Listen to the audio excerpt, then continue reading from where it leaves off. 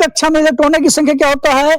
S में 2, P में 6, D में 10 और एफ में 14। ठीक है, अब ध्यान देना, हम इस तरह से फॉर्मेट तैयार करेंगे अफवाह नियम के लिए। ध्यान दो, ये बहुत सिंपल है। 1 2 3 4 5 6 7, 7 तक लिखे, फिर 2 से शुरू किया, 2 3 4 5 6 7, और 7 तक लिखे। ये 3 4 5 6, नीचे से एक छोड़ दिए, अब फिर ऊपर से भी एक छोड़ दिया, नीचे से एक छोड़ कर 4 5। ठीक है, तो पहला जो होगा, पहला उपकक्षा, इसको कहते हैं एस। क्या कहते हैं? एस। दूसरा को कहते हैं, अरे पहला एस होगा ना, पहला उपकक्षा जो होगा एस होगा, दूसरा पी। ठीक है, दूसरा उपकक्षा क्या है? पी है। ठीक है, तीसरा क्या है? डी। डी है। चौथा क्या है? एफ। एफ है। ठीक है, समझ में आ गया ना? इस तरह का फॉर्मेट तैयार कर सकते हो, कोई बड़ी चीज नहीं। 1 से लेकर 7 तक लिख देना है, फिर 2 से 7 तक लिखना है, 3 से 6 तक लिखना है, और 4 से 5 बस। ठीक है, चलो, बर्बरीक को जानते हो? बर्बरीक को, महाभारत में एक ऐसा योद्धा था जो एक तीर मार करके पूरा महाभारत खत्म कर सकता था ना?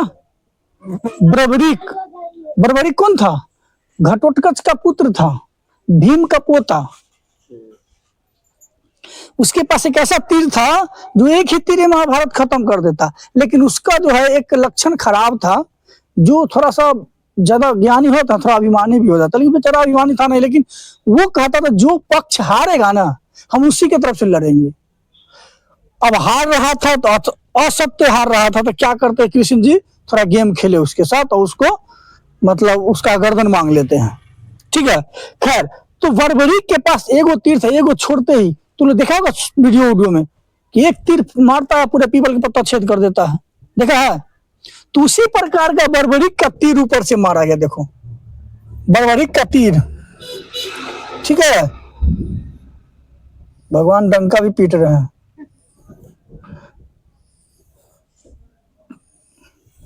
यह बर्बरीक का तीर है। ठीक है, ठीक है, तीर लगा, सही है। चलो, तो तीर ऊपर से मारा गया है ना, ये जो तीर है ऊपर से मारा गया। ठीक है, यहां से ये घूम करके, फिर चूंकि सब में मारना है ना, इधर लग गया, फिर यहाँ आया, फिर गया घूम करके, फिर इधर लग गया, फिर गया घूम करके जाता है और इधर से मार देता है, फिर ये घूम करके जाता है, इधर से मारता है, फिर ये घूम करके जाता है ना? ये डायरेक्ट नहीं मारता है, घूम करके आता है, ऊपर से ही आता है। ठीक है, जैसे जैसे तीर लगा है हम उस तरह से सजाना शुरू करते हैं, यहां से शुरू करते हैं सजाना। ठीक है, चलो, पहले किस में तीर लगा है? देखो तो 1s में लगा है, 1s में पहले लग गया। उसके बाद किस में लगा है? 2s में लगा है। उसके बाद किस में लगा है? फिर ध्यान से देखो, किस में लगा? पहले 2p में लगा, पहले 2p में लगा, उसके बाद 3s में लगा, उसके बाद 3p में लगा, उसके बाद 4s में लगा, उसके बाद 3d में ना, 3d, ठीक से बोलना, 3d में लगा, 4p में लगा, 5d में लगा, 5s, अरे 5s में लगा, उसके बाद 4d में लगा, 4d में लगा, उसके बाद 5p में लगा, उसके बाद 6s में लगा, उसके बाद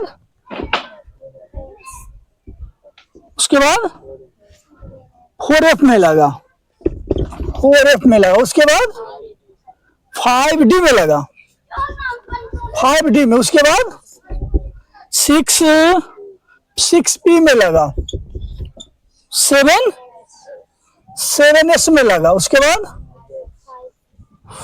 कहाँ से, हाँ 5f में लगा, उसके बाद 6d में लगा, उसके बाद 7p में लगा, और नहीं लगा, सारा समाप्त।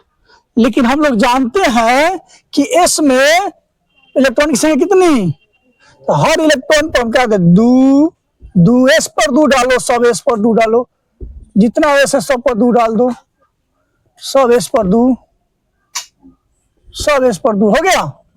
p में कितना 6, सब p पर 6 कर दो, और p पर 6 कर दो, जहां भी p है, जहां देखो p कर दो 6 हो गया। d पर 10 कर दो, d पर 10 कर दो, सभी d पर 10 कर दो, सभी d पर 10 कर दो, f पर 14 कर दो, ऊपर में f नहीं है ना, f पर 14 कर दो, ठीक है। तो हम इस तरह से, अब देखो ध्यान दो, उसमें पहला क्या था, बोरॉन था ना, बोरॉन का परमाणु संख्या क्या है, बोरॉन का परमाणु संख्या क्या है, 5 है। अब 5 परमाणु संख्या, इसका इलेक्ट्रॉनिक विन्यास हम कैसे निकालेंगे, शुरू से लिखना शुरू करो, जहां पर 5 पूर्व छोड़ देना। इसमें क्या गो है, 2 गो है, हम लिख देते हैं 1s2, उसके बाद 2s2, क्या गो हो गया, 4 गो, उसके बाद 2p6 हो जाता है ना, तो लिखे तो हमको 5 गो है, 6 तो लिख नहीं सकते, तो हम लिखेंगे यहां पर 2p 1 लिखेंगे, 5 बच जाता है, ठीक है।